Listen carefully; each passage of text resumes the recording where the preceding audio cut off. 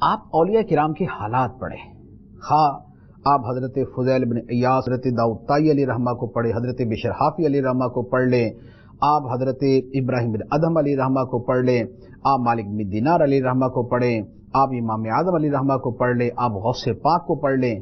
آپ خواجہ غریب نواز رحمۃ اللہ علیہ کا پڑھ لیں، آپ بابا فرید رحمۃ اللہ علیہ کو پڑھ لیں، آپ داتا صاحب رحمۃ اللہ علیہ کو پڑھ لیں، یعنی جتنے اولیاء کرام ہیں آپ یقین جانیے آپ ان کے حالات زندگی پڑھیں اور یہ دیکھیں کہ یہ معرفت کا راستہ کیسے طے کیا انہوں نے،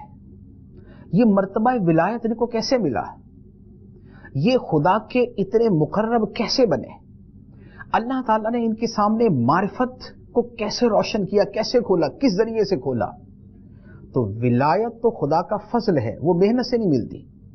وہ کسب نہیں ہے، وہب ہے، اللہ تعالیٰ کی عطا ہے، گفٹ ہے، ہبہ ہے، تحفہ ہے اس کی طرف سے۔ لیکن جو ان کی طرف سے، جو ان اولیاء کرام کی طرف سے، ان ہستیوں کی طرف سے جو عمل تھا، اس میں آپ کو جو سب سے زیادہ چیز ملے گی، آپ یقین جانیے وہ اللہ تعالیٰ کا ذکر ملے گا۔ صبح و شام خدا کی تسبیح، یدعون ربہم بالغداۃ والعشی یریدون وجہہ، صبح و شام اپنے رب کو پکارتے ہیں، سبحوہ بکرۃ واصیلا، صبح و شام اپنے رب کی تسبیح بیان کرو، اذکروا اللہ ذکرا کثیرا،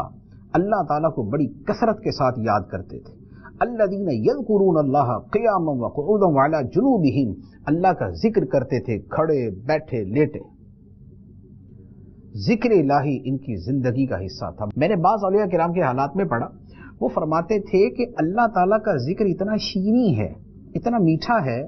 کہ جب اللہ تعالیٰ کا ذکر کرتے ہیں تو یوں لگتا ہے جیسے منہ کے اندر کسی نے مٹھائی ڈال دی، کہ اس کی لذت ان کے دل کو محسوس ہوتی تھی۔ تو جنہوں نے ذکر الہی کیا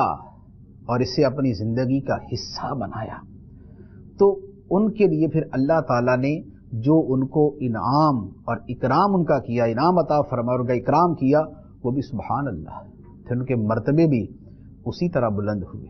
ان کے لیے پھر جو بحر معرفت ہے، جو معرفت کے سمندر ہیں، اس میں غوطہ زنی کرنے کے مواقع بھی اللہ تعالیٰ نے اسی طرح عطا فرمائے۔ آپ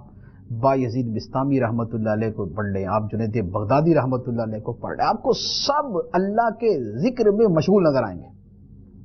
حضرت جنید بغدادی رحمۃ اللہ علیہ کا واقعہ مجھے یاد آیا کہ آپ اپنی بڑھاپے کی عمر میں، جب یعنی یوں کہہ لیں کہ 60 سال زندگی کے گزر چکے تھے، تو ایک دن تسبیح لے کے بیٹھے ہوئے تھے، تو کسی نے کہا کہ حضور اب تو ماشاءاللہ کس مرتبے کو پہنچ گئے آپ، اس عمر کے اندر بھی آپ تسبیح کر رہے ہیں؟ تو فرمایا کہ اسی تسبیح نے تو یہاں تک پہنچایا ہے، اسی تسبیح نے تو یہاں تک پہنچایا ہے۔ یہ مرتبے، یہ مقام، یہ معرفتیں، یہ قرب الہی، یہ روحانیت، یہ اسپرچویلٹی، یہ سب کہاں سے ملی ہے؟ یہ انہی اذکار کے ذریعے تو ملی ہے۔ تو ذکر الہی جو ہے یہ بہت عظیم شے، بہت عظیم شے ہے۔ آپ صوفیاء کرام کے احوال پڑھیں، آپ کو ذکر الہی ملے گا۔ آپ نقشبندی، قادری، چشتی، سہروردی، شاذلی اور جو ہے وہ رفاعی، جتنے بھی یہ معروف سلسلے ہیں، ان کے علاوہ بہت سارے سلسلے ہیں، لیکن یہ جتنے بھی سلسلے ہیں، آپ ان سلسلوں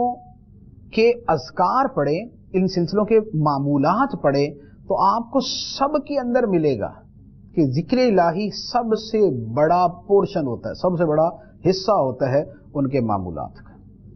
کہ جناب تہجد سے لے کے فجر تک یہ ذکر کرنا ہے، فجر سے لے کر اشراق چاش تک یہ ذکر کرنا ہے، اس کے بعد پھر جو ہے وہ ظہر سے عصر یا عصر سے مغرب فلاں فلاں اوقات میں یہ، سونے سے پہلے یہ، سونے سے اٹھنے کے بعد فوراً یہ آپ نے اذکار کرنے ہیں۔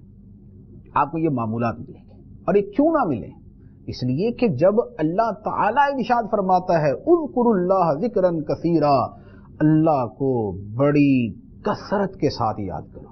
یعنی بہت زیادہ یاد کرو، اللہ کو بہت زیادہ یاد کرو۔ وَاذْكُرُوا اللَّهَ كَثِيرًا لَعَلَّكُمْ تُفْلِحُونَ، اللہ کو کثرت سے یاد کرو تاکہ تمہیں فلاح ملے، تاکہ تمہیں کامیابی ملے۔